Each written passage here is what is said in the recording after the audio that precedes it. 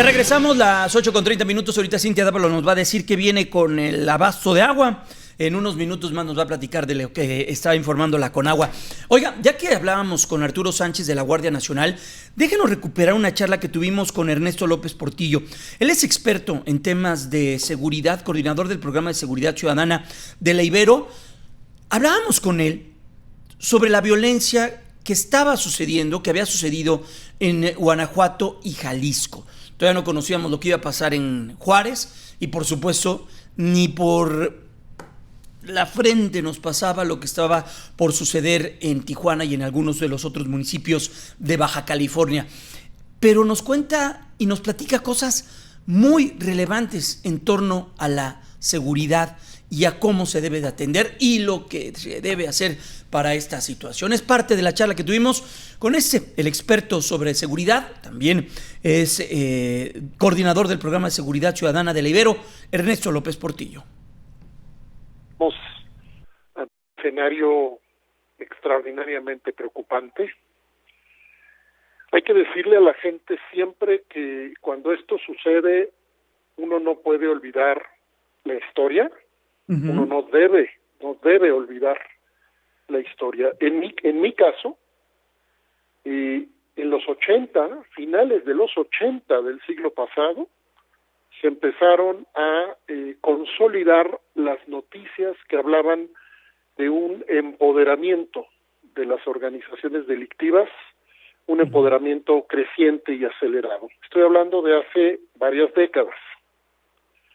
En 1996, México diseñó y promulgó la Ley Federal contra la Delincuencia Organizada, y México le dijo al mundo que tenía las mejores herramientas para combatir, para perseguir, sancionar a la delincuencia organizada.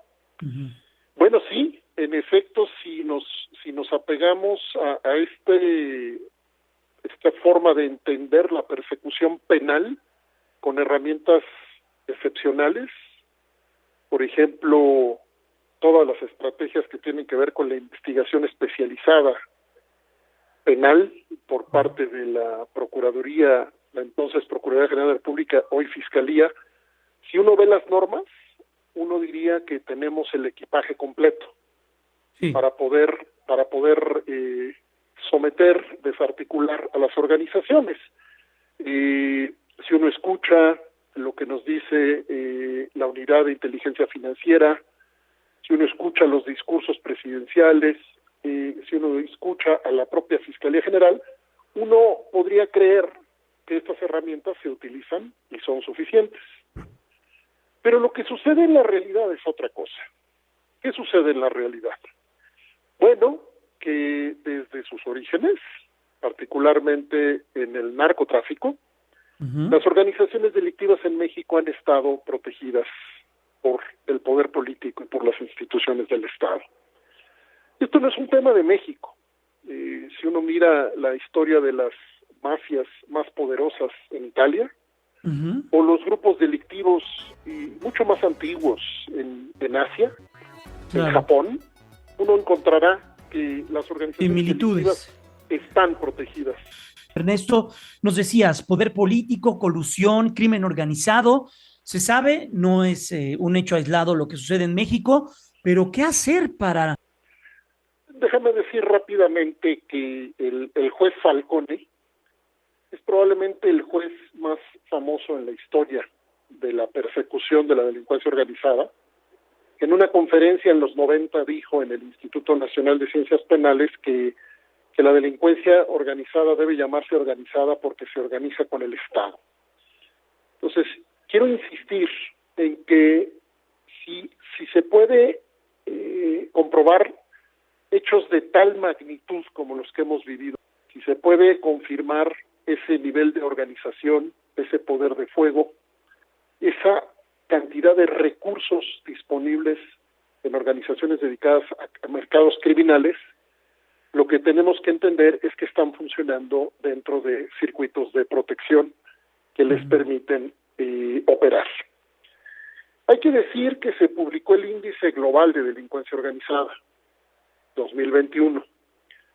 Y la mala noticia, hay varias malas noticias. La primera es que México quedó en el cuarto lugar. Uh-huh. Es el cuarto país más afectado del mundo con delincuencia organizada. Y aquí hay una relación directa con una baja resiliencia.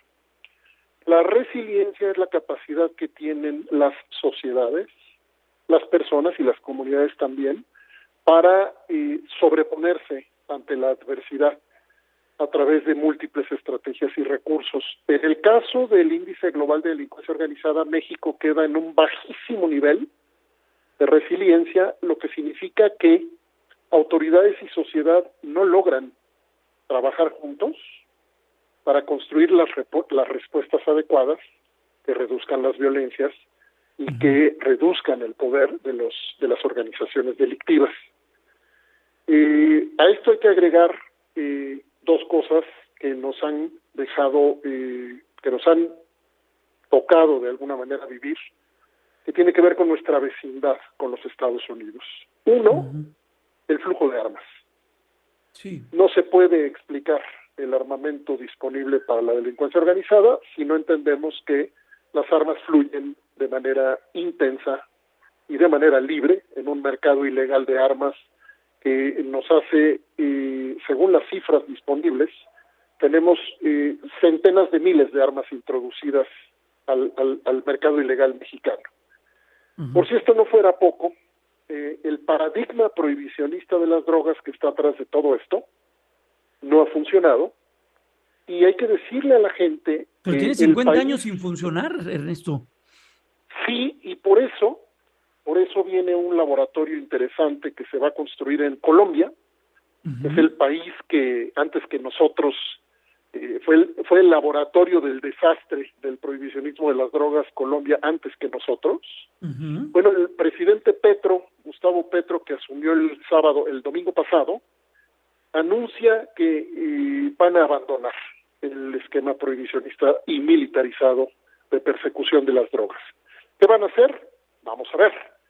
Pero lo que saben es que 50 años, como bien lo dices, solo han funcionado para debilitar a las instituciones y construir una enorme violencia, principalmente violencia armada.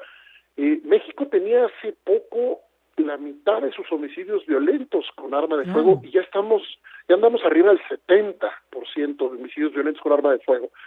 Y hay que decirle a la gente todo esto. Yo sé que es desolador, lo sé, me queda claro, pero desde la Universidad Iberoamericana, Programa Seguridad Ciudadana, lo que nos toca es enfatizar la evidencia, y la evidencia lo que nos enseña es que las organizaciones delictivas están completamente fuera de control. Sí. Que la impunidad está siendo uno de los motores fundamentales para que sigan operando, que no importa de qué tamaño sea la violencia de la delincuencia organizada de los últimos 15 años, no logramos bajar la impunidad. Y también esto es absolutamente desolador. Lo que debe ser desolador también para ti, para la academia, para los expertos, para las propias autoridades. Yo veo dos cosas, Ernesto, que esto que vimos el día de ayer, lo vimos en el 2010. O sea, 8 años, 9 años pasaron como si nada. O sea, lo de ayer fue una película de lo que ya vivimos y lo que vivió la sociedad regiomontana, lo que ha vivido también la propia sociedad jalisciense y algunos otros puntos, ese poder de fuerza. Y otro que yo también cuando veo lo que sucede en Estados Unidos, por ejemplo, Ernesto, y ayúdame a entender rápidamente, aquí está la sangre, la corrupción, lo que sucede, entregas un capo a Estados Unidos, va a una corte y lo dejan salir porque se portó bien, porque les dio información y entra un programa y todo lo que aquí, la sangre que corrió, la corrupción, todo el dinero que aceitó instituciones, ¿en dónde queda, Ernesto? Cuando se va a Estados Unidos, como si nada. A ver, tenemos el paradigma prohibicionista de las drogas, está liderado por Estados Unidos. Estados Unidos fue el que calificó a las drogas como un problema de seguridad nacional, al narcotráfico. Uh-huh. Estados Unidos es el que ha evitado crear políticas de salud suficientes y adecuadas para su propio país, y también ha evitado que esto suceda en otros países.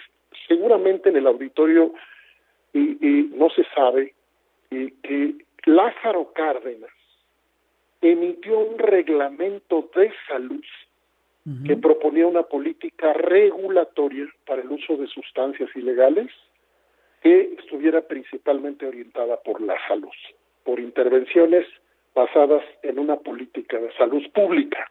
Sí. Estados Unidos presiona al mundo entero, siempre lo ha hecho y probablemente siempre lo hará, para que el enfoque prohibicionista que apuesta por tecnología, armamento, despliegue, sea el enfoque primigenio. Uh-huh. ¿Y por qué lo hacemos?